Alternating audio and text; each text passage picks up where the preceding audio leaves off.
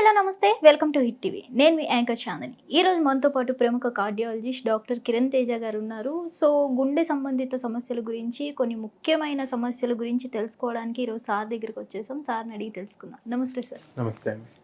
Sir first of all మిమ్మల్ని అడగక్కర్లేదేమో ఎలా ఉన్నారు ఏంటి అని. బాగున్నాను, చాలా బాగున్నాను. Thank you so much sir. Sir ఇప్పుడు ముఖ్యంగా మన హార్ట్ హెల్దీగా ఉంది అని ఎలా తెలుసుకోవాలంటారు?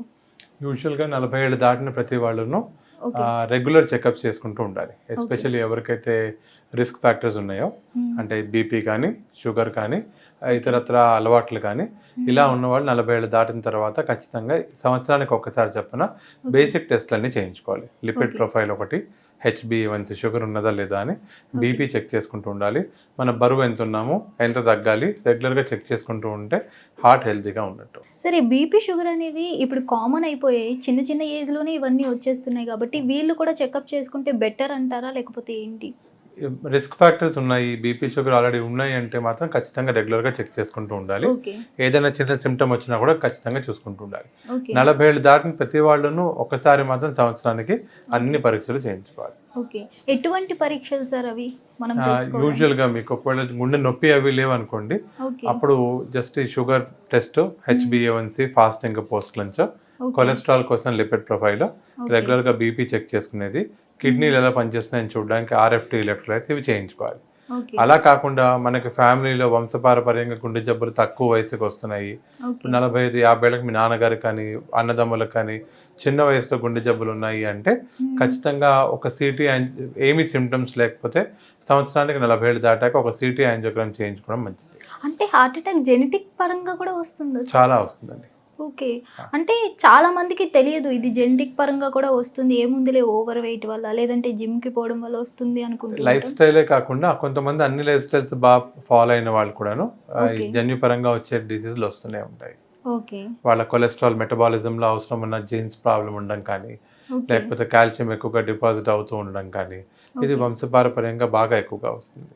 ఓకే సార్, ముఖ్యంగా ఈ రోజుల్లో మనం చూసుకున్నట్లయితే చిన్న చిన్న పిల్లలకి కూడా సడన్లీ హార్ట్ అటాక్ వచ్చేయడం ఇవన్నీ జరుగుతుంది. చిన్న పిల్లలకి రావడం లేదు, కానీ తక్కువ వయసు ఉన్న వాళ్ళకి వస్తుంది.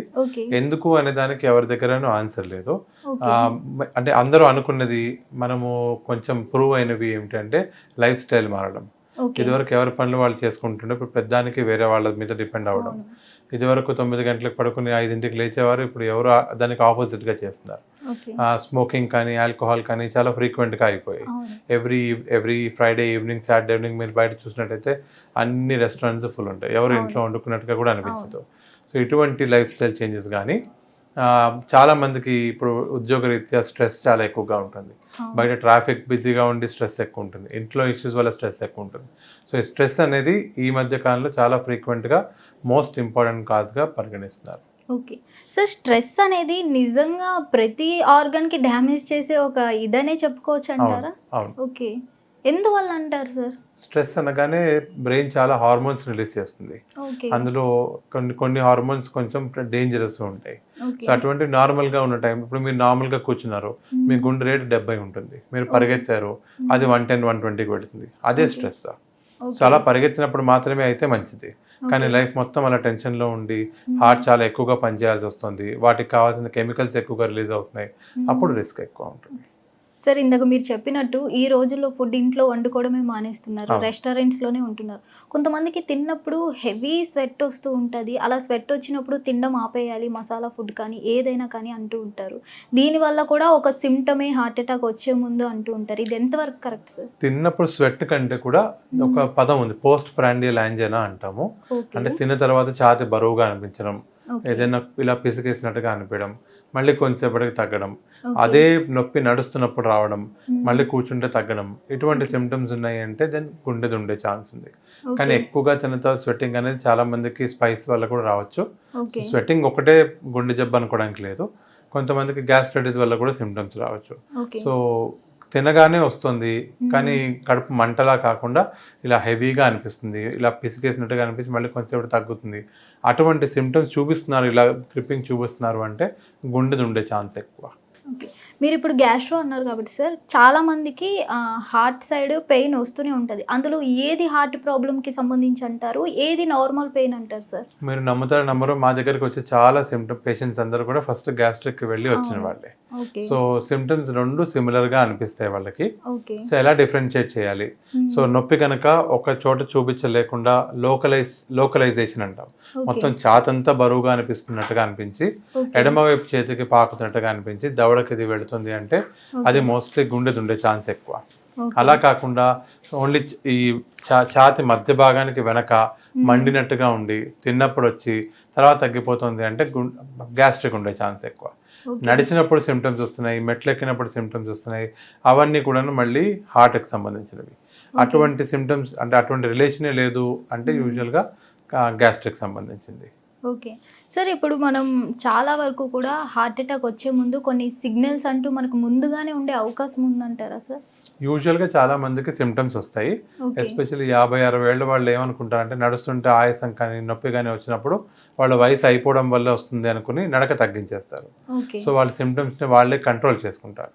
అలా కాకుండా ఒక దూరం నడవగానే బరువుగా అనిపించింది, ఆగాలనిపిస్తుంది, ఓకే. బాగా స్వెట్టింగ్ వస్తుంది, ఇటువంటి సిమ్టమ్స్ వచ్చినప్పుడు వెంటనే డాక్టర్ దగ్గర రావడం మంచిది. ఓకే. మోస్ట్‌లీ సార్ ఇప్పుడు డయాబెటిస్ ఉన్న వాళ్ళకి పక్కా హార్ట్ అటాక్ వస్తది అని చాలా మంది అపోహగా భావిస్తారు. ఇది ఎంతవరకు కరెక్ట్ అంటారు సార్? డయాబెటీస్ ఉన్న వాళ్ళకి అది అపోహ కాదండి, చాలా వాస్తవమేనంటారా? రెగ్యులర్ గానే వస్తుంది. ఓకే. సో డయాబెటీస్ అనేది గుండె జబ్బులో ఉన్న రిస్క్ ఫ్యాక్టర్స్ లోకి చాలా డేంజరస్, చాలా ఫ్రీక్వెంట్ గా కనిపించే risk factor. So okay. Sugar ఉన్న వాళ్ళు ఖచ్చితంగా రెగ్యులర్ గా చెక్ చేసుకుంటూ దాన్ని కంట్రోల్లో ఉంచుకోవడం చాలా చాలా ఇంపార్టెంట్. అలా డయాబెటిస్ ఉన్న వాళ్ళలో హార్ట్ అటాక్ సడన్‌లీ వస్తే ఎలాంటి ట్రీట్మెంట్ అందిస్తారు సార్ మీరు? ఎవరికైనా డయాబెటిక్స్ అయినా నాన్ డయాబెటిక్స్ అయినా ఒకవేళ ఈసీజీలో కనుక గుండెపోటు, ఓకే. నార్మల్ లాంగ్వేజ్లో గుండెపోటు, అదే మా భాషకు వస్తే స్టెమీ అంటారు, అటువంటిది ఉంది అంటే మాత్రం ఖచ్చితంగా వెంటనే యాంజియోగ్రామ్ చేసి ఆ రక్తనాళాన్ని ఓపెన్ చేయాలి. దాన్ని ప్రైమరీ యాంజియోప్లాస్టీ అంటారు. మేము చేసే అన్ని రకాల ఇంటర్వెన్షన్స్లోకి ప్రాణాన్ని నిలబెట్టే most important intervention primary angioplasty. చాలా మంది పేషెంట్స్ అపోహగా భావించి డాక్టర్లు అనవసరంగా చేస్తున్నారు అని అనుకుంటారు. కానీ స్టెమీ అనేది కనుక ఈసీజీలో కనిపించింది అంటే దానివల్ల మనం వెంటనే గుండె రక్తాలను ఓపెన్ చేస్తే ప్రాణం నిలిచే ఛాన్స్ ఎక్కువగా ఉంటుంది. ఓకే. సార్ ఇప్పుడు చాలామంది హార్ట్ అటాక్ వచ్చినప్పుడు మినిమం ఎంత టైం లోపు ఆ పేషెంట్‌ని మీ దగ్గరికి తీసుకొని వస్తే బతికించే ఛాన్స్ ఉందంటారు? ఎంత తొందరగా వస్తే అంత మంచిది. 60 నిమిషాల లోపు కనుక మనం రక్తనాళాన్ని ఓపెన్ చేస్తే ఆ గుండె ఇంతకు ముందు ఎలా ఉందో అలాగే ఉండే ఛాన్స్ ఎక్కువ. సో టైమ్ ఈజ్ మజిల్ అంటారు. టైం పెరిగే కొద్దీ మజిల్ వీక్ అయిపోతూ ఉంటుంది. సో హార్ట్ వీక్ అయిన తర్వాత మనం ఎంత ట్రై చేస్తున్నానో అంత ఇంప్రూవ్మెంట్ రాకపోవచ్చు. ఓకే. హార్ట్ అటాక్‌లో కూడా కొన్ని స్టేజెస్ అంటూ ఏమైనా ఉంటాయా సార్? టైప్స్ ఉంటాయి. సో స్టేబుల్, ఇందాక మనం అన్నట్టుగా నడుస్తుంటే వస్తేనే దాన్ని స్టేబుల్ యాంజినా అంటారు. కూర్చున్నప్పుడు వస్తే దాన్ని ఏసీఎస్ అని పిలుస్తారు. సో బాగా బరువుగా అనిపించడం, దవడకు రావడం, చెమటలు రావడం, ఇది వచ్చి వెళ్ళిపోతూ ఉండడం, ఇలాంటివి వస్తున్నాయి అంటే దాన్ని ఏసీఎస్ అని పిలుస్తారు. అందులో ఈసీజీ రీత్యా మనము స్టెమీ అని, ఎన్స్టెమీ అని పిలుస్తాము. సో స్టెమీ అయితే వెంటనే ఓపెన్ చేసి దాని రక్తాన్ని మొత్తంగా మూసుకుపోయి ఉంటుంది. ఎన్స్టెమీ అయితే యాంజియోగ్రామ్ 24 గంటల్లో చేయాలి. స్టేబుల్ యాంజినా అయితే మెల్లగా చేసినా పర్వాలేదు. ఓకే. ఇప్పుడు మీరు టైప్స్ చెప్పారు కదా సార్, అందులో మోస్ట్ క్రిటికల్ అంటే ఏది? స్టెమీ. స్టెమీ.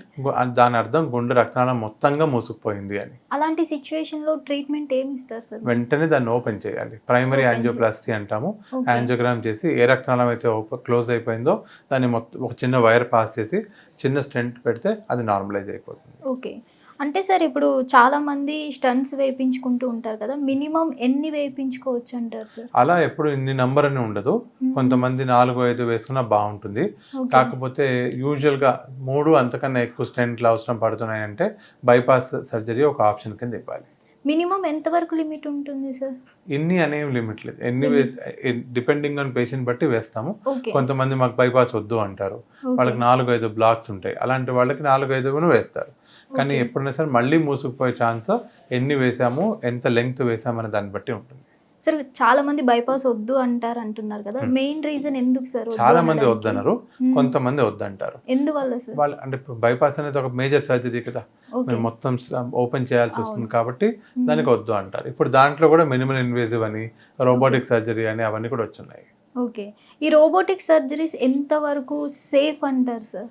మామూలు సర్జరీకి ఎంత రిస్క్ ఉందో రోబోటిక్ సర్జరీకి అంతే రిస్క్ ఉంది.